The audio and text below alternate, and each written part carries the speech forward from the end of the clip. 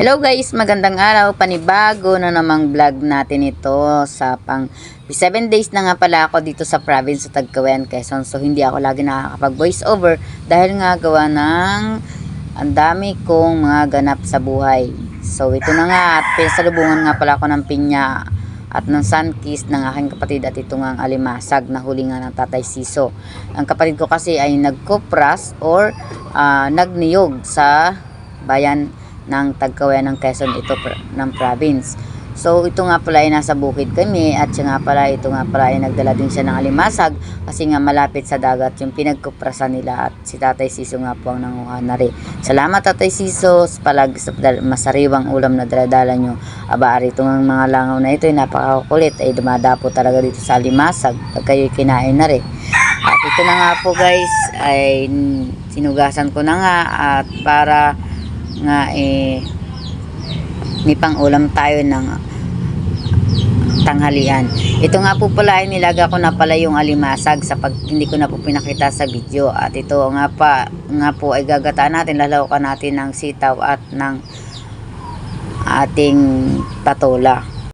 Tara na guys, kumain natin. Hindi ko na pala pinakita ang mga rekado na niligay ko. At ito na nga, kakain na nga tayo. Siyempre tayo ang nagluto, tayo ang unang kakain.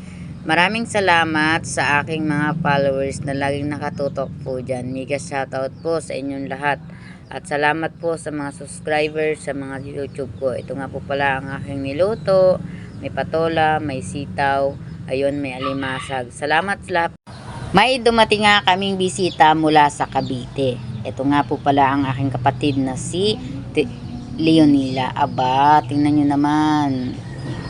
At tuloy po kayo sa aming bahay kubo na may mga tanim na kung ano-ano. Salamat po sa pagbisita at ingat po kayo sa inyong pag-uwi. Itong kapatid ko nga pala ilang araw dito. Dito muna daw sila ng ilang araw. So ngayon, may pagbablog kami nitong gaganapin. Kaya panoorin niyo na lang po sa susunod nag-upload ko po. May vlog kaming magagawa nitong aking kapatid na to galing Cavite at siya nga pala, i-follow nyo din siya sa Marbilla Vlogs. Ito po ay nakakatuwa at talagang ginagawa namin ang pag-bless sa matatanda at masayang masaya kami na kami ay nagkikita-kitang magkakapatid. At yun na nga, si Papa nga pala ay pinagkayod ko dito. Ito po lang ang aking ama na isang mild stroke patent at ito naman si Mama ay naggagayat ng langka. Ito po ay gabi na. Kasi nga po sabi ko ako ay magluluto ng langka kasi nga may natira pa tayong alimasag kaninang tanghali. Kaya ito ilalahaw ko dito. Tingnan nyo naman. Teamwork talaga dito sa bahay. May nagkakayod, merong nagluluto. Ayan. Ito nga pala yung langka na ay sinaing. Nagsaing na nga pala ako. At siyempre yung langka pala po ay aanuhan natin. Papalambutin natin. Lalaga muna natin. Ayan na. Nilaga ko na pala ang langka para maganda ang pagkaluto, ay talagang malambot na malambot. Ito na nga po pala ay nilagay ko na ang pangalawang gata sapagkat magkakaroon tayo ng kakang gata kasi gawa ng kailangan yun. Para yan yung kakang gata para ilalahok natin pag medyo hibas-hibas na yung ating niluluto.